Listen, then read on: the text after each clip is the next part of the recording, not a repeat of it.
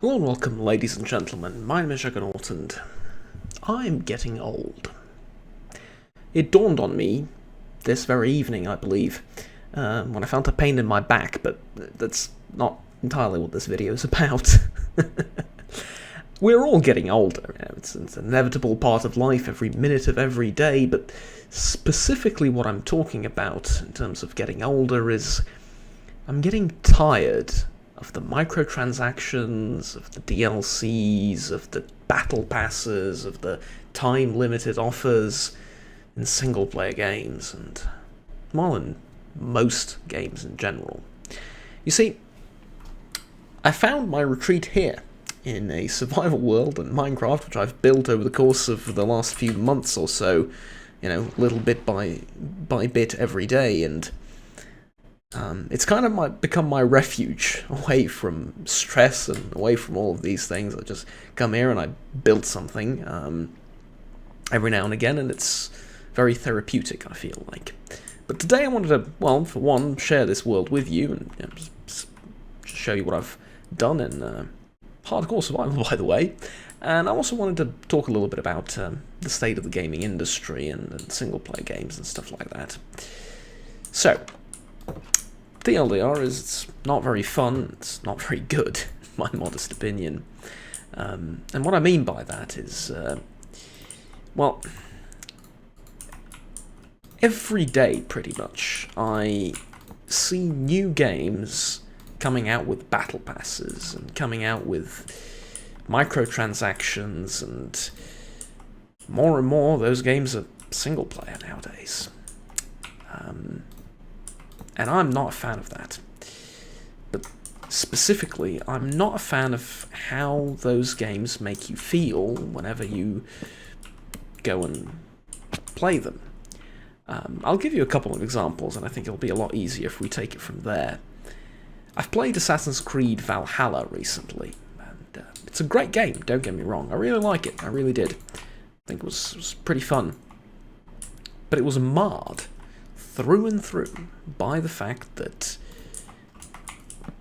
the minute I opened it up, it started bombarding me with these battle passes, with these DLCs. Okay, fair enough, it didn't have battle pass, but with DLC, with cool items that you could have if you only spend this much more money on the game, and so on and so forth. And it stained the whole experience, I'll be brutally honest with you. It really did. And I see that more and more. I mean, recently in Warhammer Total War, in Warhammer 3, there was an event where if you log in here and here at this specific time, you get a legendary lord, and if you don't, it's gone. Until we decide to sell it at some point again, but then you log into the game, and the game's like, oh, here's the DLC you can buy, here's this, here's that. I've been playing a lot of Borderlands 3 recently as well. The other two games I haven't played, by the way, just for clarification's sake. Yet, at least. I do intend on playing both soon, but not right now. Like I said, what was I? Yes, so recently I've played Borderlands 3 a fair bit, and the game suffers from a similar problem. It's like, well, there's the main core mechanics of the game, the looting, the shooting, and all of that. By the way, here's a bunch of DLC, here's daily quests, here's weekly quests that you need to do as well, and in the midst of all this chaos of quest upon quest upon quest, I find myself just wanting to leave. Quite literally, leave. Just the game itself, because well, here's the thing. On the one hand, I really do understand. Marketing moves like that, with introducing battle passes and whatnot, are in many ways genius, you see, because it's a cheap and effective way to get the community to play your game more often. To play it more, and, well, if they're playing it more, that probably, in all due honesty, means that they're going to be spending more money on the game, and that's what you want. Furthermore, it means that they are most likely going to be spending money on DLC that comes out for the game later down the line. also another good thing. See, this is what we want as a gaming company.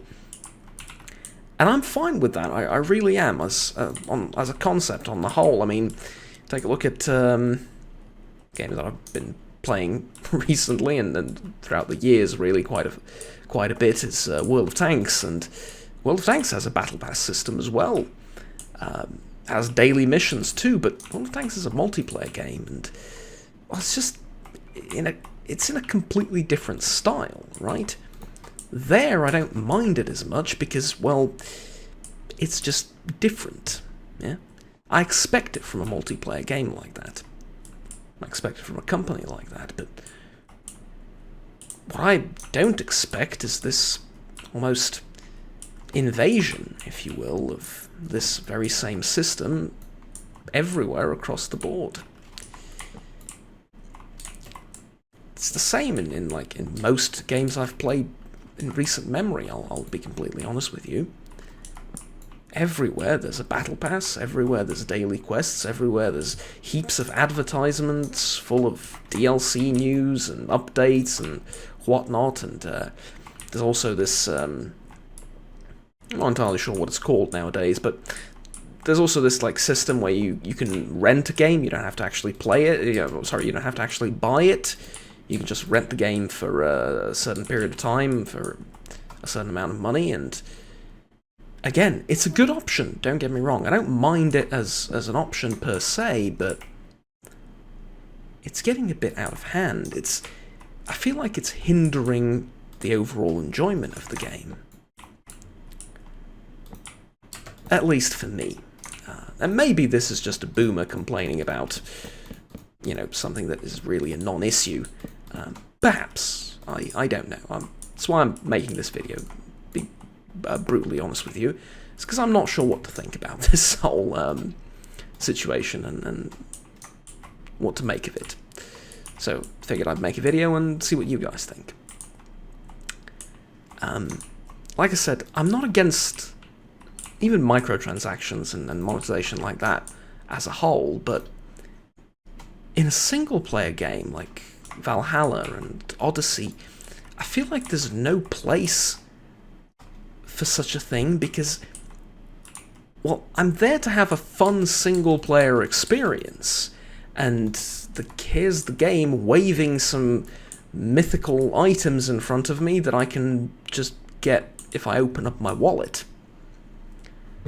You see, back in my day, and yes, I'm fully aware of just how this sounds, and I'm using it sarcastically, but back in my day, if you saw something cool in a video game, like a sword that you wanted or something, you would go, oh, I wonder what quest I need to do to get that, or I wonder where I need to go to acquire such a weapon. Be that in World of Warcraft and MMOs like that, or be that in single-player games, wherever. You wonder, like, oh, what is that? Can I get that? And nowadays, it feels like the question is not, can I get that, but how expensive is it on my wallet? How much is the charge going to be on my credit card when I purchase that? Sod going after it somewhere in the world. And it's kind of sad, honestly. Let's enjoy this sunset together. And like I said, I found my refuge in a game like this, where you don't get bombarded with DLCs and subscriptions, and, premium days and boosters and experience and so on and so forth. You need to pay for. It's just sit down and go fishing, or build a windmill for no apparent reason. But that's just the thing. Like I said, it's happening in like across the board. Diablo as well. I think recently in an interview they mentioned the words. Diablo 4, by the way. Again, I haven't played the game. I think they mentioned the word like they mentioned the words. Sorry about this. Microtransaction, that's what I'm looking for, and Battle Pass and Shop like 100 and something times before the video ended, the interview ended. It's ridiculous, it honestly is, and I don't like any of that, and I understand the reason behind it, I really do, but at the same time it feels like it's stressing me out, and I don't know if I'm alone in this. Certainly hope not.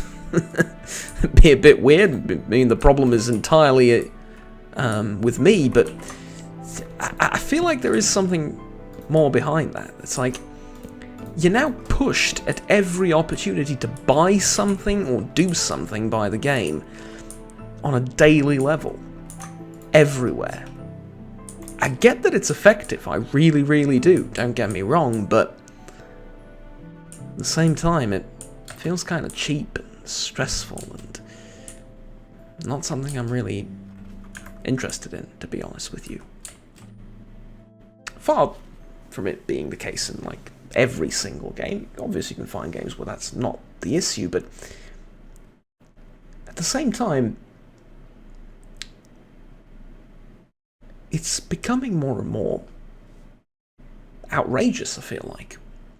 I mean, you log on over onto FIFA and they're trying to sell you things all the time, and when they run out of things to sell you, they sell you the next game. You go over onto Paradox games and, you know, single-player grand strategy game, okay, they have multiplayer, but it's not a competitive multiplayer thing. It's, you know, you play with your friends, you can play against them, fair enough, but it's not the Call of Duty competitive, right? It's not the Diablo multiplayer, which is competitive, right? And the first thing you see is subscription, DLC. It's right there in the main menu.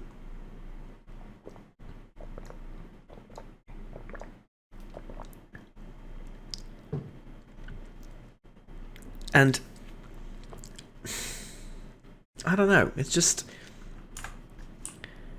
it drives me away from video games and it makes me feel tired playing them. It really does. And it's just, I don't know. And it's not like I mind DLC as a whole, as a concept. Like I said, these are perfectly valid monetization forms and payment forms, and hell, a lot of the DLC for some of the games that I really loved was phenomenal, and it's fine. And this is, of course, you know, not to even mention the fact that a lot of games are now released with them being like 10% done, and the other 90% is being sold to you as DLC in the following months after release.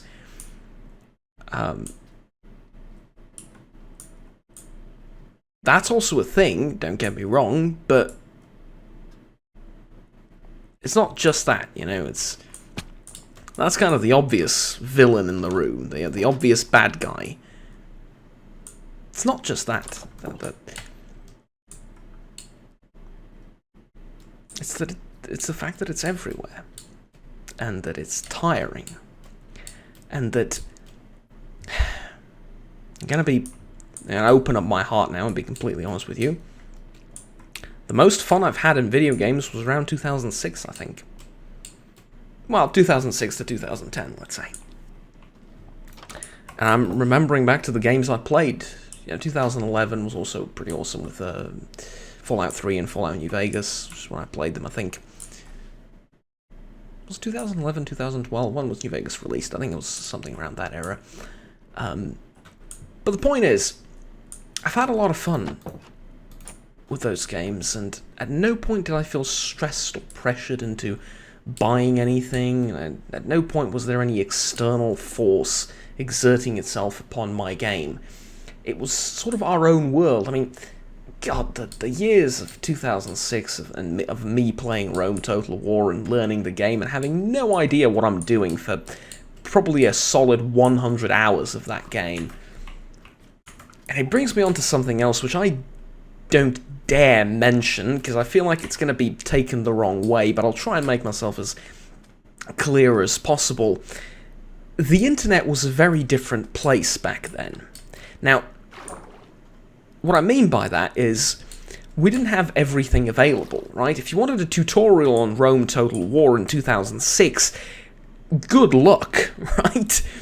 Good luck, because there weren't that many out there. I mean, sure, there were YouTubers playing it, and YouTube was a thing, and yeah, okay, but at the same time, it was the beginning of it all, and information was scarce. Now, I'm not for a minute going to argue that now it's much worse because we have everything available 2 clicks away. It's not. It's for the vast majority of things, it's a lot better.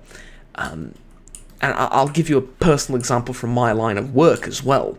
Information for research papers was a nightmare to find just a few years ago, not decades ago, not 20, 30, 50 years ago. I mean, yes, of course, it was a lot more difficult back then, but even with the internet, 5 to 10 years ago, it was considerably more difficult to get everything you need to write your research paper, to get, you know, the appropriate literature online, because it was either locked behind paywalls, or you needed to, you know, sign up for certain things and register somewhere and ask for permission and so on and so forth. It was very complicated.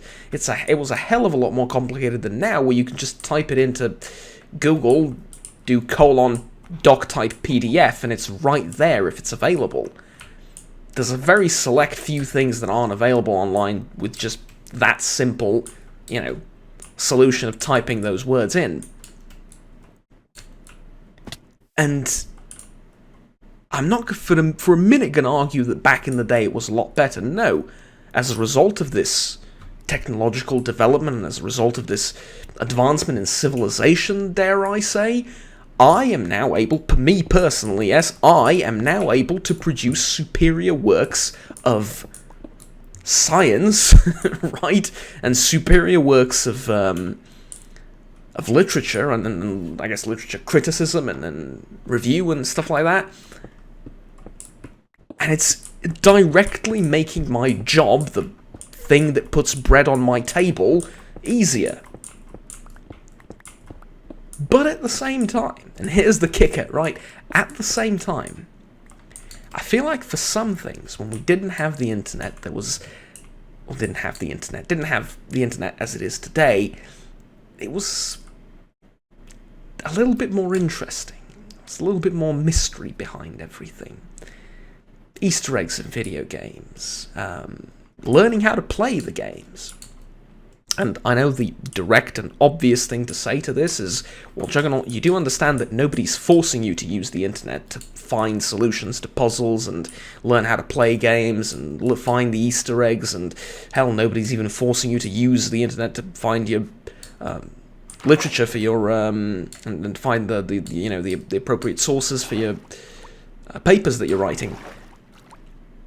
Yes, I'm well aware of that, and like I said, the papers thing is phenomenal and made my job a heck of a lot easier. But at the same time, it's not really an option, is it? I mean, on a literal level, yes, you can do it, but at the same time, it's like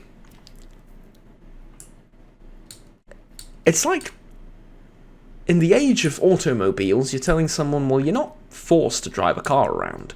You can ride a horse. And you can't. Yeah, not really, right? Not really. It's that culture's changed, our lives have changed, everything's changed. You see, one of the biggest parts for me in Rome Total War when I played it back in the day, and I'm quoting this as an example because I remember it so fondly. One of the biggest things for me was the fact that I shared my experiences with a very good friend of mine. Now, we don't talk much nowadays. He lives in a different city, and I haven't heard from him in sometimes. Occasionally, we text each other and see how the other one's doing and stuff like that. But I don't talk to him much nowadays. But back in the day, we used to hang out all the time. We were kids, we went to the same school, and we talked about Rome Total War a lot. And history was his passion, and so was mine. And it was phenomenal. We learned so many things from each other, and stuff that we couldn't find online, right? He taught me about how the family trees and the generals work. I taught him that, now this is going to sound silly, but I taught him that population exists in the cities, and that he can't just keep training the same type of unit all over and over again, expecting it to, magically be upgraded and allow him to train other types of units. That he needs to wait for his population to grow, and it's much more effective to not train units until population grows. He didn't know that. But we learned this from each other, and it was a different kind of environment. Yeah? Now you've just billions of things and everything, and we also have more games coming out. Yeah, so I think this is something that people don't really appreciate all that much. We have a lot more games coming out. The gaming industry is a lot bigger. And again, I'm not saying that's a bad thing, on the whole. I'm just saying that it's different. And perhaps I'm making a little bit more sense if I bring music into this.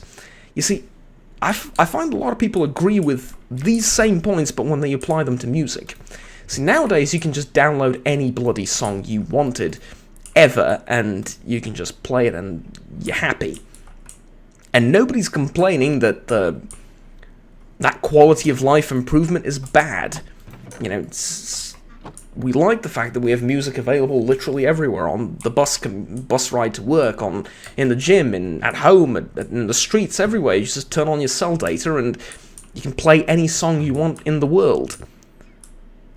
Most songs you want in the world. Some of them have been censored and taken down for copyrights and so on and so forth, but you get the idea. And back in the day, you had to run around looking for cassettes. Okay, way back in the day, you had to run around looking for CDs and cassettes, and I appreciate that probably a chunk of my viewers do not know what a cassette is, and it just doesn't matter, right? It's a thing from 200 BC, you know, just forget about it. But there was a certain charm to that, right? There was a certain precious quality that it added to everything you did. And learning Rome Total War slowly and getting better and better at it and playing it a lot, because there weren't that many games out. I mean, there were a lot, don't get me wrong. There was still a lot of games coming out. But not that many that I was interested in, not that many that I played. And learning it slowly and learning it with my friends, it added to the game and to the whole experience a sense of attachment, a sense of quality, a sense of preciousness, right? To everything that was happening on the screen. And that sense is kind of difficult to recreate nowadays. Yeah?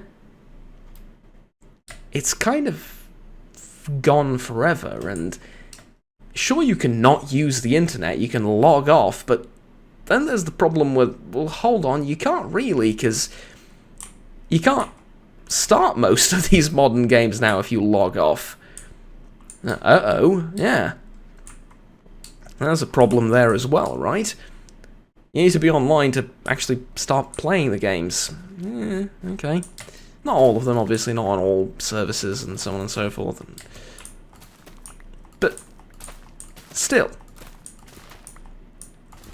I'm not for a minute going to argue that this is all terrible. It's just I don't want to be that guy that says that. It's not.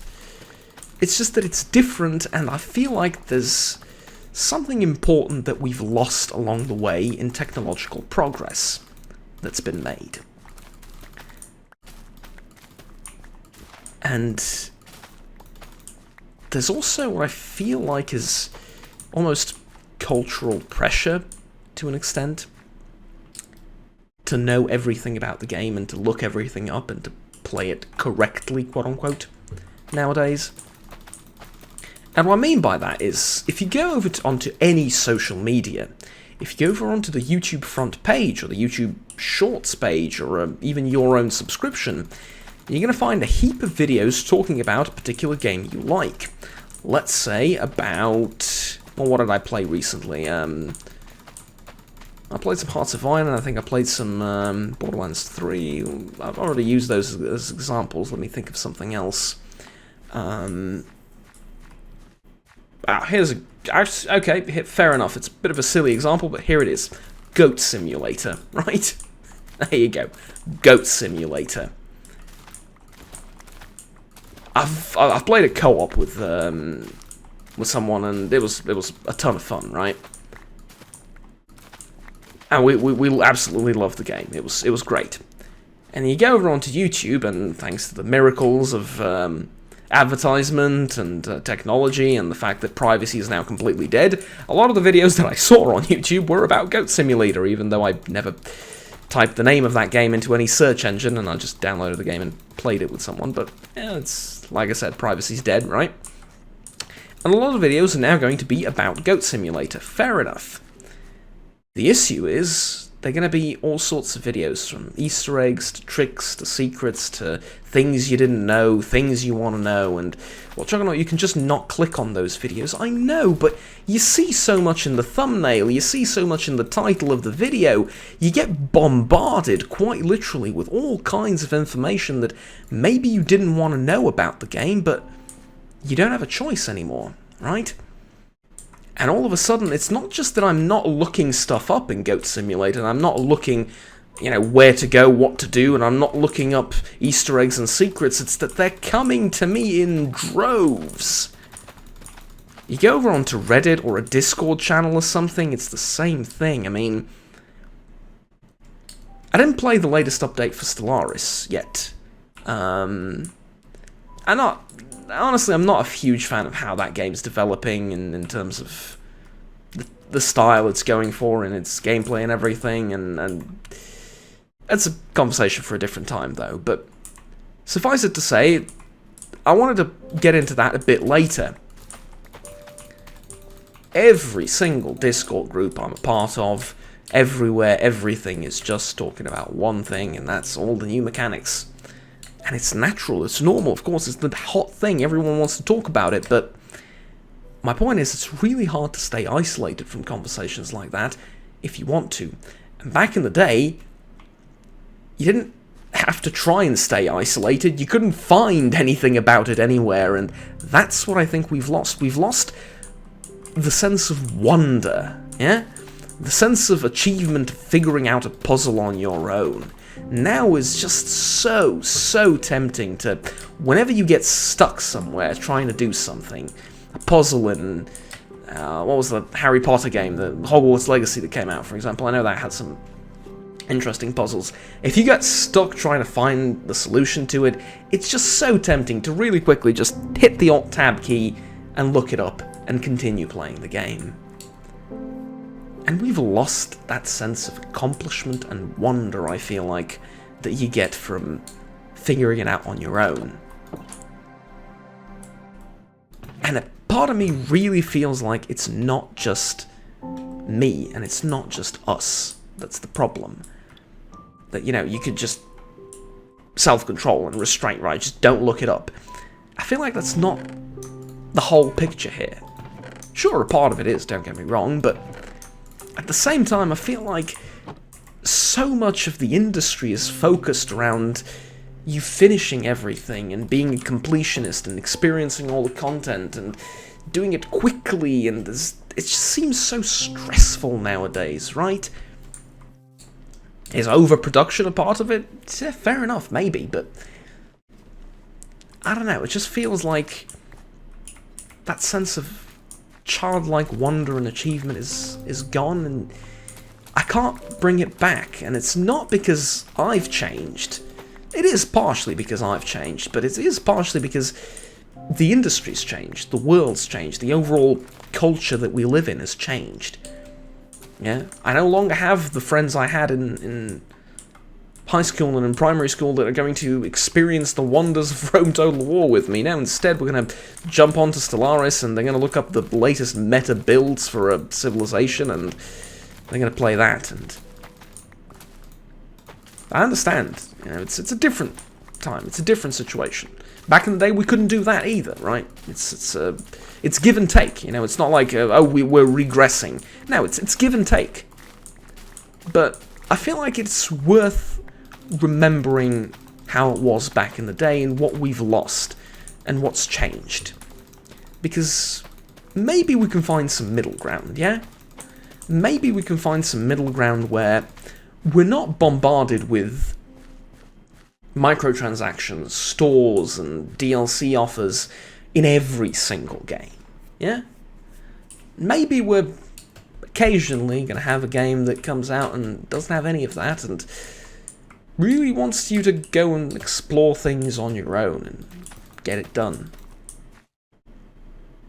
Zelda was kind of like that, but it suffered from the same problem of everyone started making YouTube videos about it and went, oh, here's what you need to do, here's what you need to do, this, and you need to beat this boss at this point, and you know, after that unlock this weapon, and thing is though, it was such a huge open world full of so many interesting things that you could just ignore the information you got, right? I'll get to the boss eventually, I'll get to whatever that secret is eventually, don't worry about it. For now, I just want to scale this mountain and see what's on top. Or cross this river, because it seems interesting, yeah? Zelda was kind of like that, but you know, maybe we can find some middle ground. Hopefully. I don't know. Tell me what you think. That was kind of the entire idea of this video, though, is to get your guys' input. Do you think that we've gone overboard with DLCs and transactions? And I don't mean just in usual suspects of FIFA and Ubisoft and stuff like that, but on the whole with the advertisement of DLCs and stuff. Just feels like they're everywhere, even in games where the DLC is phenomenal, right? I mean, take Warhammer, for example, Total War Warhammer. The DLC for that game, I think, is phenomenal and worth the price for most of the DLCs.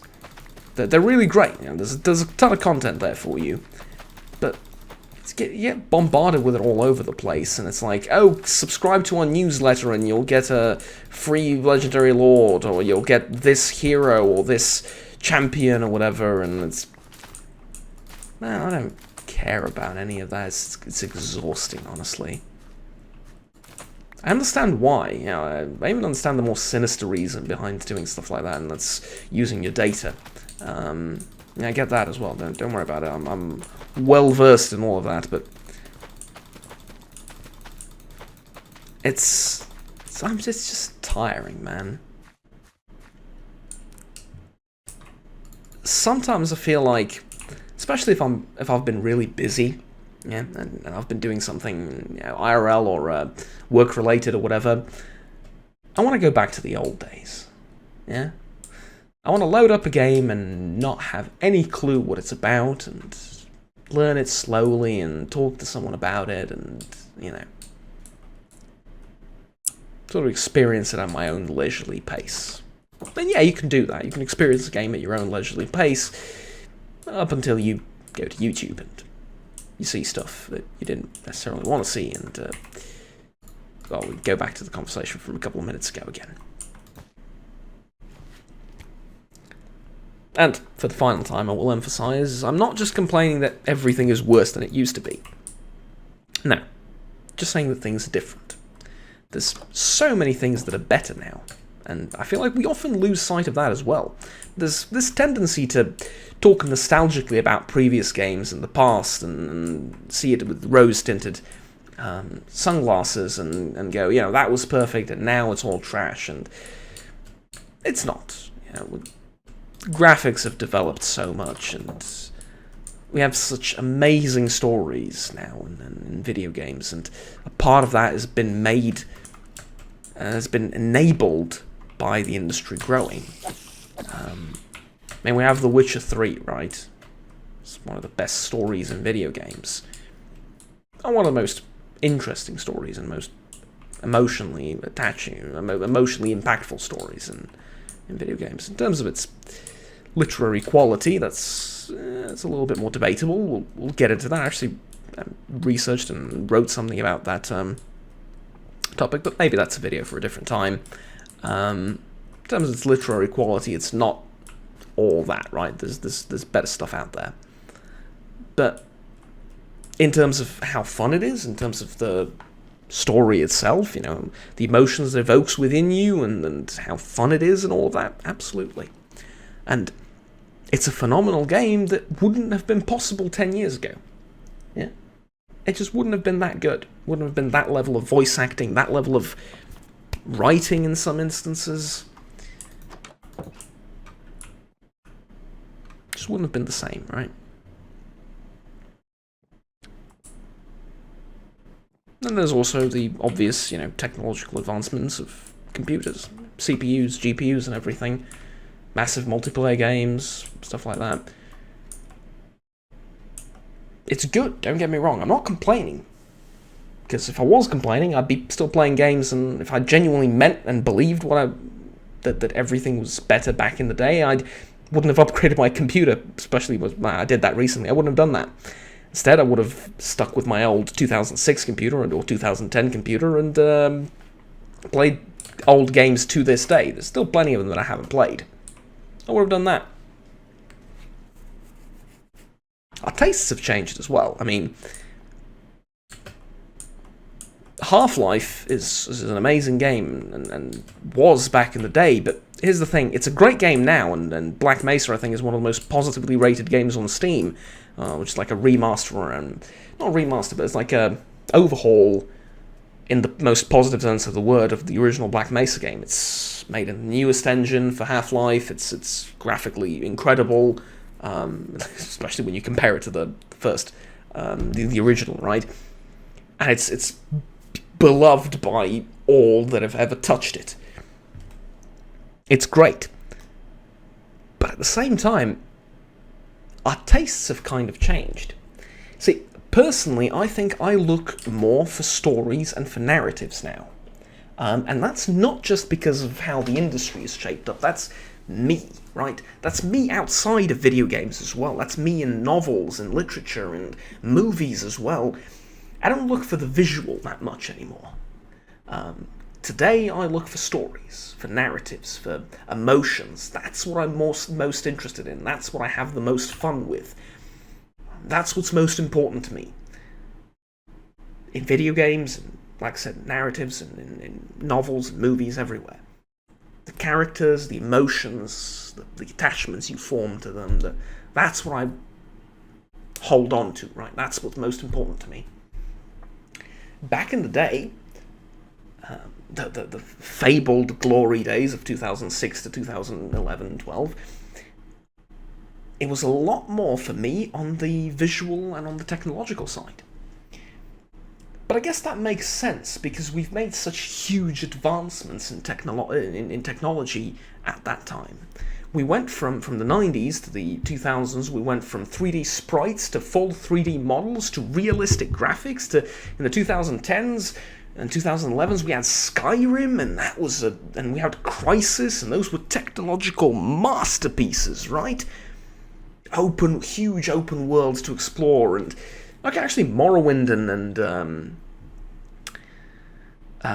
the Elder Scrolls 4, Oblivion, right? Also, again, there's huge open worlds, and Elder Scrolls 2 as well was a huge open world, but in a slightly different way. And the focus there was, although those games had great storylines and everything, the focus, primarily for me at least, in those games was on the technology. On the graphics, especially in Crysis. Oh god, I remember when Crysis came out, I think my uncle bought a new PC at that time just to play it, and he spent a load of money. I'm not sure if I remember this correctly. It was a while ago. It was when the original Crysis came out. I think he bought a new PC to play it, and he spent a fair chunk of change on it, and it still wouldn't run it particularly great, and we had to tweak some of the settings, and he ran it at like 20 FPS or something, because he really wanted to see all the graphics and stuff like that, and he was like, ooh, that was the pinnacle at the time. It's truly a masterpiece, right? And yeah, we suffered through some terrible performance just to get to see all of that beautiful stuff. It might have been me that actually bought the PC and the upgrades at the time. Like I said, it's been a while ago, and I don't remember how that whole thing went, but the point stands, right? It was all about the technology, and hell, Crysis, the story of Crysis wasn't bad, but personally I didn't care much. Now I do. Now I care a lot more about the story than how shiny the aliens look. Things change. We change. Our tastes... our tastes change, along with everything else. So, that's normal. And what I'm trying to say is, this isn't just a rant where I'm complaining about stuff, but rather fondly reminiscing and, I guess trying to get a better understanding of the overall cultural space, the industry, and perhaps gaming as a whole in the sense of its status currently and its state. New technologies, the internet, and all the microtransactions as a whole. Right. That was it for me for this late night ramble. I hope I wasn't too boring for you, ladies and gents, and I hope I maybe triggered some interesting topics and raised up some interesting questions and gave you some food for thought maybe and when picking up the next game you're going to play and you know, deciding what you're going to do next. Thank you very much for watching. Like, subscribe down there if you enjoyed the video, and if you have anything to contribute to the topic, please write it down in the comments below, or you can message me in the community Discord, and I will answer and read everything, of course, as always. Thank you for watching. Like, subscribe down below if you enjoyed it, like I already said, and have fun, take care, and bye-bye.